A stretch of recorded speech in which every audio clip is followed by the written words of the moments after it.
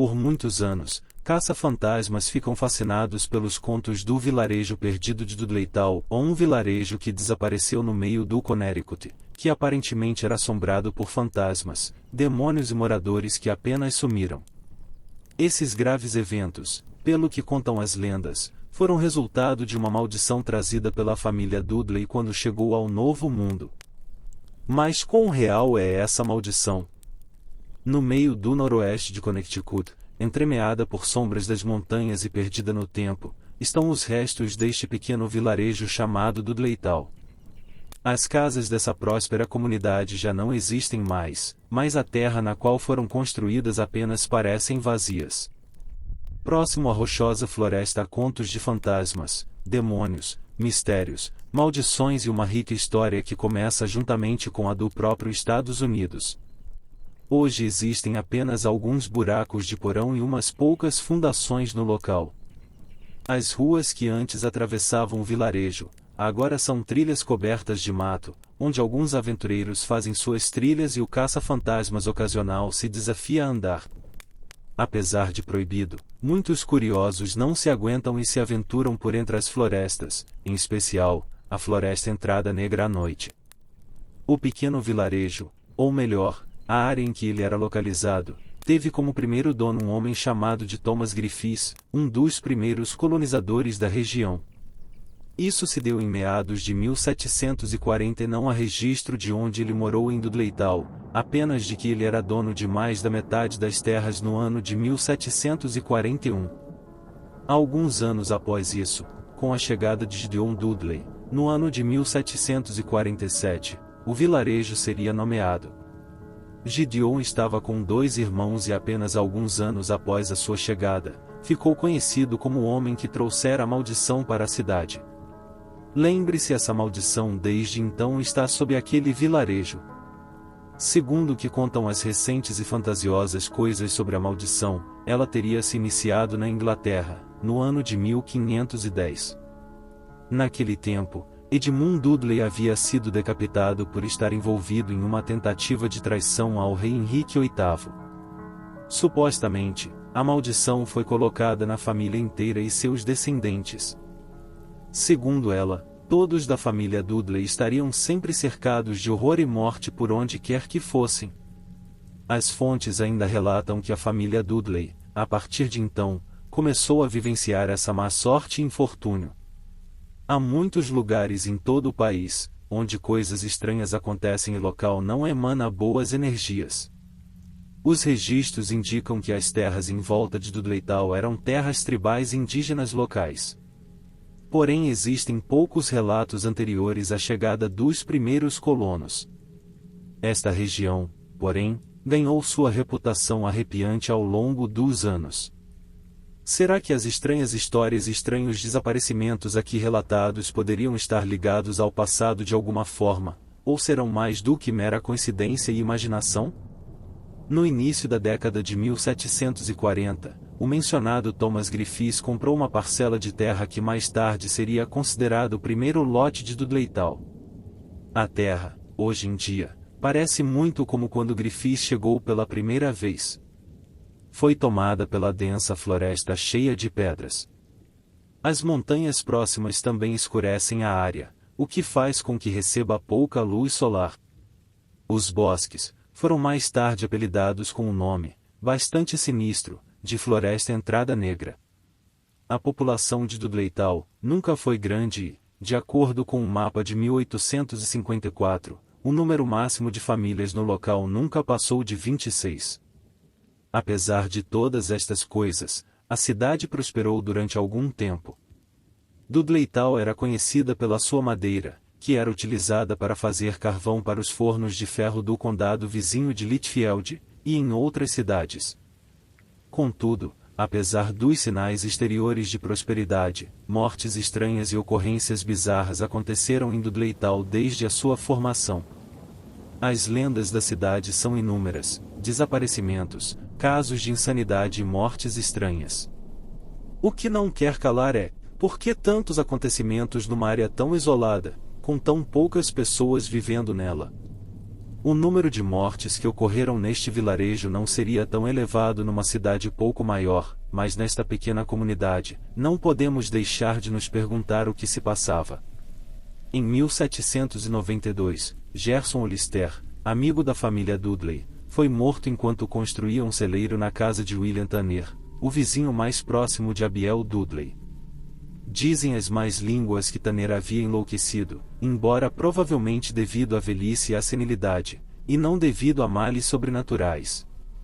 Ele viveu até a idade de 104 anos, e de acordo com os registros, estava ligeiramente demente na altura da sua morte. As histórias que circularam afirmam que Tanner contou a outras aldeias sobre criaturas estranhas que saíam da floresta durante a noite. A família Nathaniel Carter mudou-se para Dudleytown em 1759 e viveu numa casa que pertenceu a Abiel Dudley, antes de ser transformada numa ala da cidade. Uma misteriosa doença varreu Dudleytown e Corval e tirou a vida da família de Carter. Os familiares de Nathaniel, entristecidos pela perda, saíram da cidade. Outra tragédia bizarra afetou um dos residentes mais famosos da região, era o general Herman Swift, que tinha servido na guerra sob George Washington.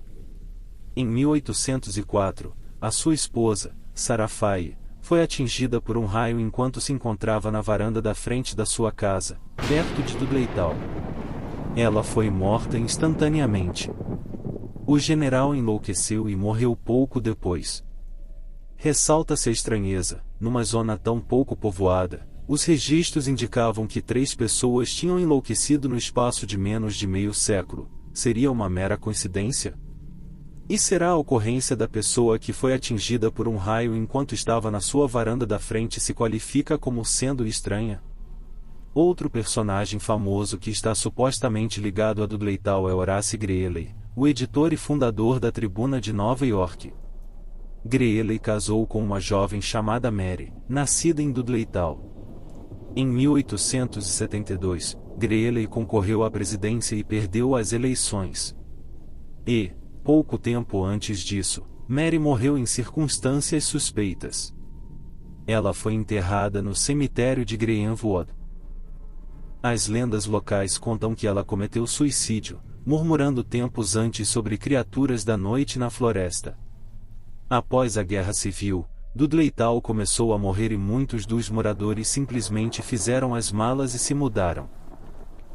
O desaparecimento da própria cidade não é surpreendente.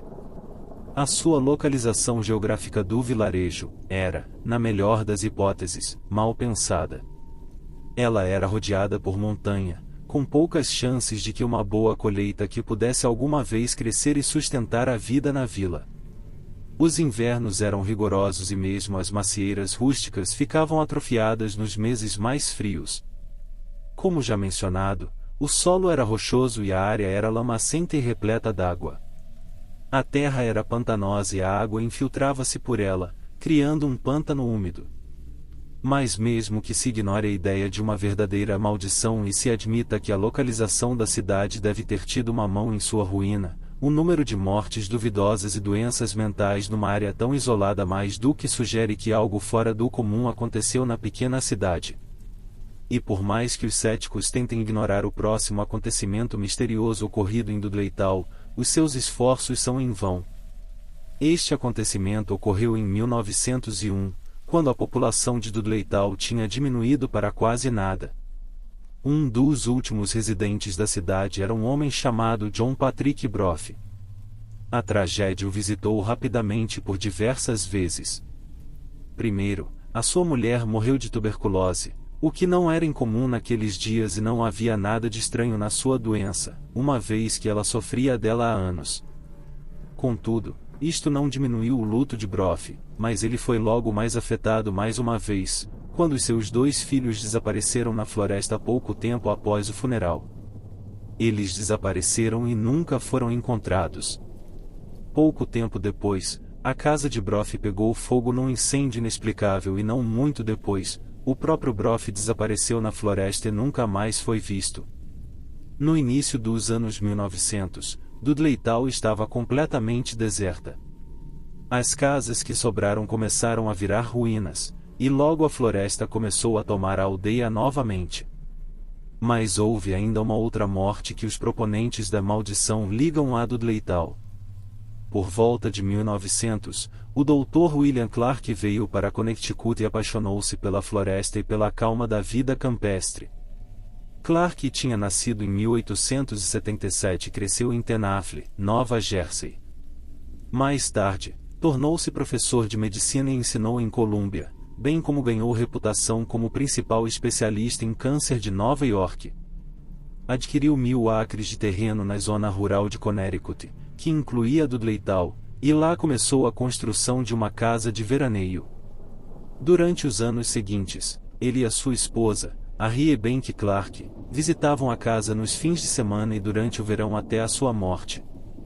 Depois disso, tornou-se sobretudo uma casa de férias para viagens curtas no verão e para o Dia de Ação de Graças. Juntos, mantiveram uma idílica segunda vida perto de Dudley-Tal até 1918. Num fim de semana de verão, Dr. Clark havia sido chamado para Nova York em caso de emergência. A sua mulher ficou para trás, e segundo a história, ao retornar, 36 horas depois de sua partida descobriu que ela havia enlouquecido, tal como vários residentes anteriores da aldeia tinham feito. Ao chegar perto da casa, o doutor ouve uma risada maligna vindo de dentro da residência. Coração batendo, o doutor corre pelas escadas, ouvindo a risada mais alto. Chegando ao quarto, ele vê sua esposa no canto do quarto, rindo como uma maníaca. O doutor apenas fica olhando paralisado para sua esposa, sem reação. A única coisa que ela falava era sobre criaturas estranhas que saíram da floresta e a atacaram. Ela cometeu suicídio pouco tempo depois. Embora sem dúvida abalado pelo suicídio da sua esposa, o Dr. Clark continuou a manter a sua casa em Dudley-Tal e continuou a visitar. Alguns anos mais tarde, voltou a casar e regressou para ficar na sua casa veraneio até que uma casa maior foi concluída nas proximidades, em 1930. Em 1924, ele e a sua esposa, Carita, assim como outros médicos, amigos e proprietários de terras interessados, formaram a Associação da Floresta Entrada Negra. Foi criada para atuar como uma reserva florestal, para que as terras em redor de Dudley-Tal permanecessem para sempre selvagens. Realizaram a sua primeira reunião em 1926 com 41 membros. Clark quisera proibir a entrada de pessoas para as protegerem da maldição? Hoje em dia, Dudley-Tal está deserta, e a visitação é ilegal, com exceção dos curiosos e turistas, que vêm à procura de emoções. O Dr. Clark criou a Associação da Floresta Entrada Negra, para proteger a floresta do contato humano. Ou será que o doutor quis proteger os humanos da maldição da cidade? Alguns investigadores referem-se à área como um ponto de poder negativo, ou um lugar onde as entidades entram neste mundo a partir do outro lado. Dizem que isto pode explicar os estranhos acontecimentos na história de Dudley-Tal, como os relatos sinistros, as estranhas criaturas e talvez até os surtos de insanidade e loucura. O lugar é muitas vezes considerado como manchado de alguma forma, como se o solo tivesse de alguma forma estragado, ou talvez estivesse podre o tempo todo. Uma coisa é certa, para um lugar tão pequeno e ermo, muitos acontecimentos estranhos e malignos concentrados nessa área tornam um dos lugares mais amaldiçoados do mundo.